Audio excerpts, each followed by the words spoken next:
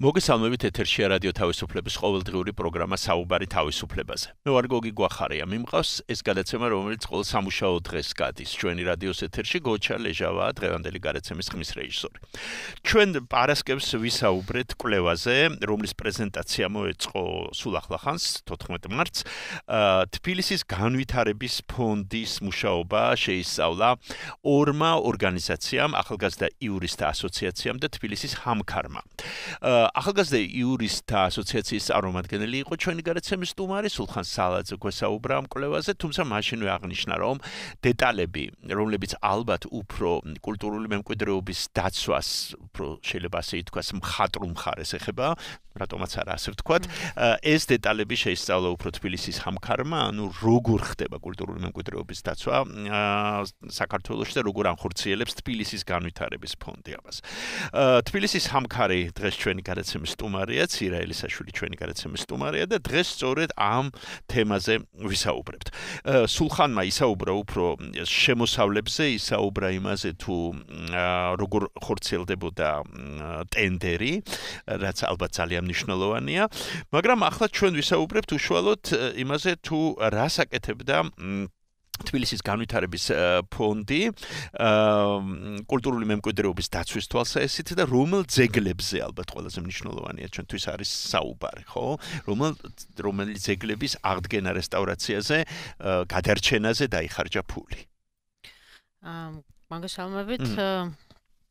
ეს თემა ეხება ამ შემთხვევაში ორ არეალს თბილისში, ეს არის გუდიაშვილის მოედანი და ეს არის ორბელიანის მოედანი. ძირითადად ორს. ვინაიდან ორივე სამუშაო, ასე ვთქვათ, პარალელურ რეჟიმში მიდის, ლოგიკურად შედეგი და ერთი დამკვეთი ამ შემთხვევაში, ვთქვათ, თბილისის განვითარების ფონდი და შემსრულებელი ორგანიზაციებიც პრინციპში ერთი და იგივეა, სამშენებლო კომპანიები, რომელიც ორივე მოედანზე მუშაობს, ლოგიკურად შედეგი უნდა ყოფილიყო იდენტური. გაგაწყობინებ დასაწყისში უბრალოდ ტენდერის შემდეგ გამარჯვებული სამშენებლო კომპანიებია თუ საერთოდ არ განხორციელებულა ტენდერი? როგორც წესი, ეს არის პირდაპირ დაკვეთით გამოვლენილი, ასე ვთქვათ, თუ შერჩეული კომპანია. ანუ ეს ტრადიცია გრძელდება. დიახ, ბოდიში. რაც შეეხება გუდიაშვილსა და ორბელიანის მოედნის შედეგებს, მიუხედავად იმისა, რომ პროცესი ჯერ არ დასრულებულა, სამწუხაროდ განსხვავება ცალსახაა. ცალსახაა ორბელიანის მოედნის საზიანოდ.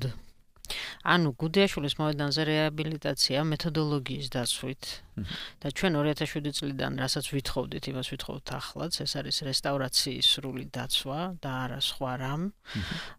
მიმდინარეობს გუდიაშვილის მოედანზე.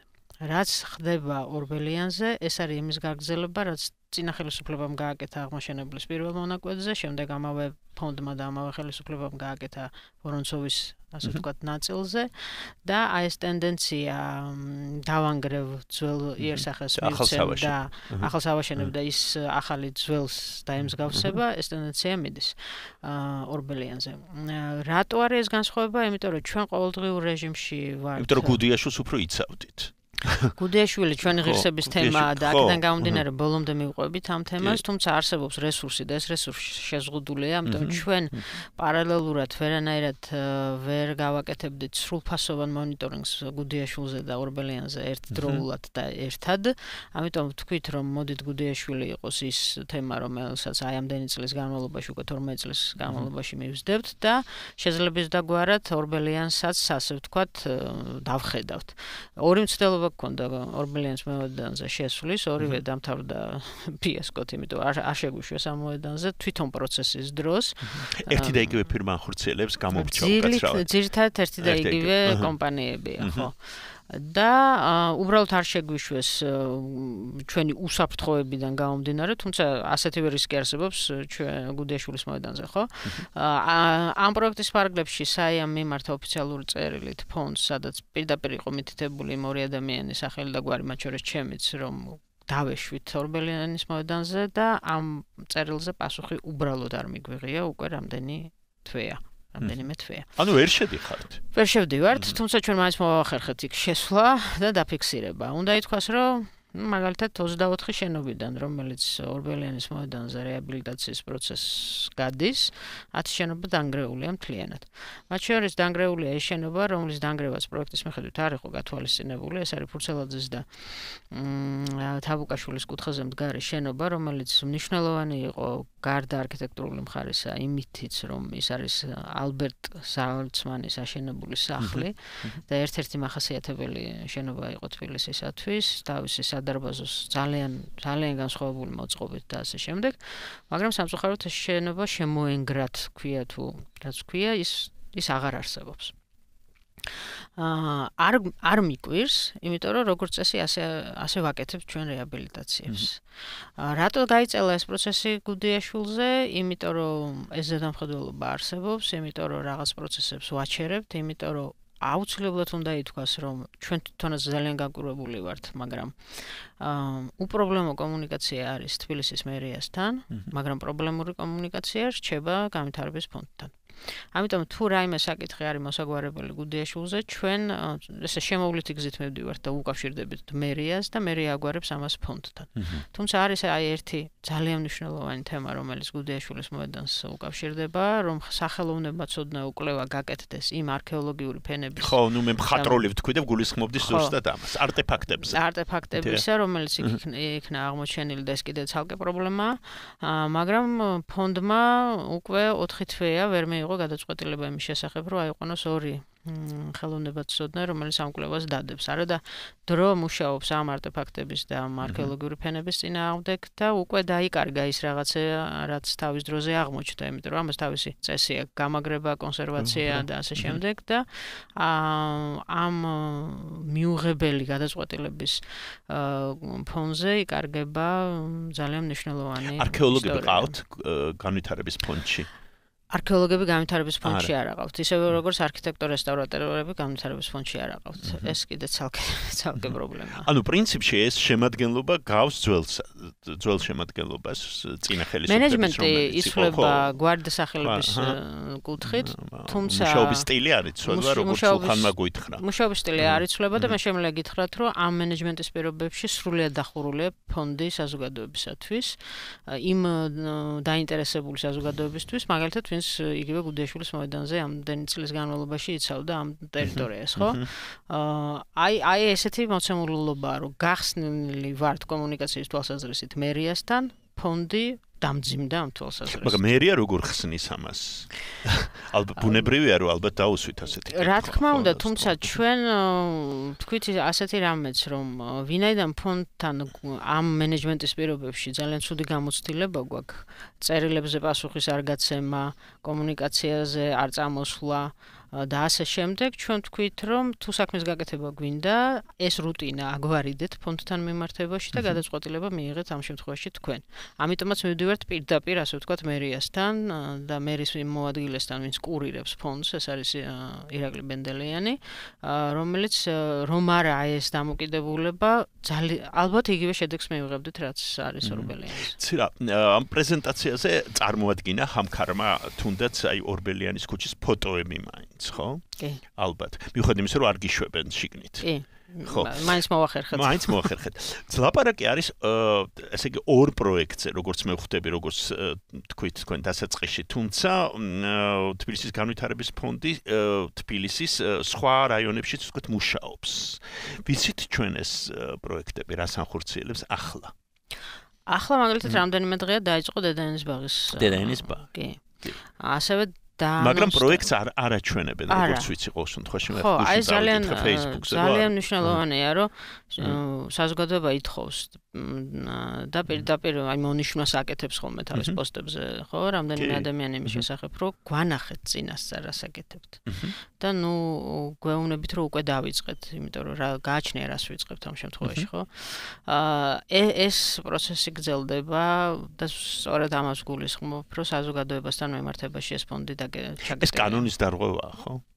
ისეთ რა არის, ფონდს აქვს ძალიან საინტერესო პასუხი ამასთან დაკავშირებით, რომ ის არ არის ანგარიშვალდებული საზოგადოებასთან, იმიტომ რომ არ არის ესეთი ესე წმინდად სახელმწიფო ან მუნიციპალური სტრუქტურა, თუმცა თუ გავიხსენებთ იმას, რომ მთელი ბიუჯეტი შედგება თბილისის ბიუჯეტიდან გადარიცხული თანხებით, ეს ანგარიშვალდებულება ნამდვილად უნდა არსებობდეს. მათ ვებგვერდზე რო შეხვიდე, პრინციპში არ არის კონკრეტიკა აბსოლუტურად, ხო? შეიძლება ასე თქვას, ანუ რასაბერ. მე რამდენადაც ვიცი, დედაენის ბაღში იქ ორი ბაღის გაერთიანება საბერებენ. ორი ბაღის გაერთიანება ხდება გვირაბით, ყოველ შემთხვევაში ასე ითქვა. რაც ასევე გულისხმობს არსებული დედაენის ბაღის რეაბილიტაციას. და ეს რეაბილიტაცია უკვე როგორი ფორმის იქნება და რას მივიღებთ ჩვენ ჯერჯერობით ამ შესახებ ინფორმაცია ღია არ არის. ისევ ორბელიანის ქუჩას რო დაუბრუნდეთ, აქ ინვესტორის ინტერესებს ხედავთ თქვენ თუ რა ინტერესებს ხედავთ რა არ მოდიან კონტაქტზე თქვენთან? აი რა მიზეზით არ მოდიან თქვენთან თქვენი აზრით?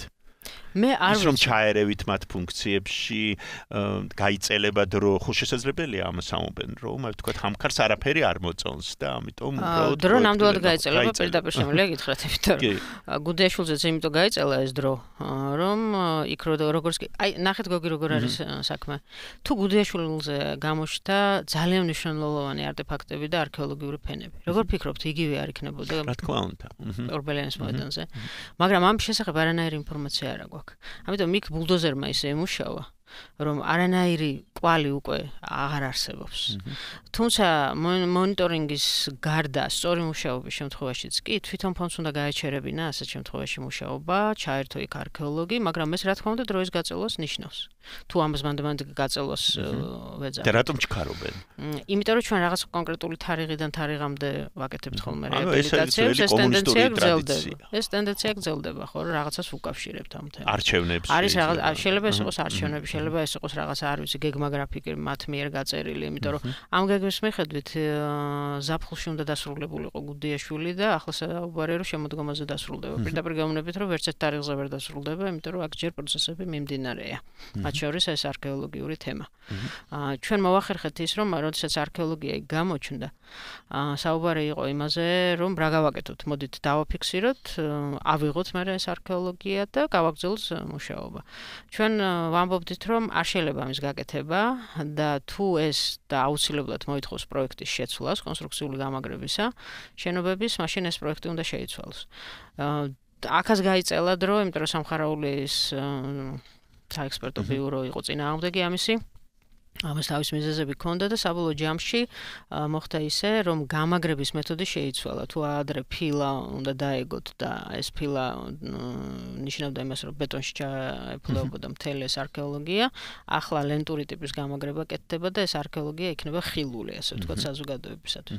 ასევე ჩვენ ვფიქრობთ, გუდიაშვილი არ არის მარტო არქიტექტურული თემა, ხო, საზოგადოებისთვის, მისი ფუნქციური და სოციალური ფაქტორი ძალიან მნიშვნელოვანია. ის რომ მოსახლეობა თავის დროზე მთლიანად გამოასახლეს ამ მოედნიდან ეს არ იყო კარგი გადაწყვეტილება, იმიტომ რომ ამ მოედნის მდგომარეობა უფრო დამძიმდა, იმიტომ რომ სახლი განსაკუთრებულად ან გრევის პროცესში გადადის მაშინ, როდესაც იქ მოსახლეობა არ ცხოვრობს. ახლა არის რამდენიმე ოჯახი დარჩენილი და ჩვენ ვამბობთ რომ არ მიდიან ხო ისინი ეს ოჯახები? ხო, არ მიდიან და ზოგს არც შესთავაზეს თავის დროზე და მე რაღაცნაირად ესე გაჩერდა ეს პროცესი. ამიტომ ეს მოსახლეობის ფაქტორი, ანუ როგორც საცხოვრისის ტიპი უნდა იყოს დატოვებული და ასევე ფუნქციურად არ შეიძლება ამის ესეთი ველური კომერციალიზაცია, რაც შეიძლება მისაღები იყოს შარდენზე, ის არ შეიძლება იყოს გუდიაშვილზე. ამიტომ აი ნარც რო აგორებენ და დომინოს რო თამაშობენ, ეს სივრცე უნდა იყოს ამ ხალხისთვის დატოვებული და ჩვენ ვფიქრობთ, რომ ეს კომერციალიზაციის ესეთი ტემპი რომ შევაჩეროთ, ალბათ კარგი იქნება თუ იქ განთავსდება სამუზეუმო სივრცეები. მათ შორის გუდიაშვილის მუზეუმი. გუდიაშვილის მოედნის მუზეუმი, მთელი თავისი ისტორიით, მთელი თავისი დაცვის თანახმა მერია ამაზე. სიტყვიერი თანხმობა ამასთან დაკავშირებით გვაქვს. და ვფიქრობთ, რომ აი ეს გადარჩენილი არქეოლოგიური ფენები აი ამ მუზეუმის ძალიან ესეთი ორგანული ნაწილი გახდება. წარმატებას გისურვებთ, რამდენადაც ვიცი პრეზენტაციაზე მერიის წარმომადგენლები თუ არა, ყოველ შემთხვევაში განვითარების ფონდიდან არავინ არ იყო. არავინ არ იყო. ხო, მიუხედავად იმისა, რომ მოიწვიეთ. რა თქმა უნდა მოვიწვიოთ. კეთილი, წარმატებას გისურვებთ, ამით სრულდება ჩვენი გადაცემაც, ირაელი საშულს უსმენდით ჩვენ. გოჩა ლეჟავა იყო დღევანდელი გადაცემის ხმის რეჟისორი, გემშვიდობებით ხვალამდე, ნახვამდის.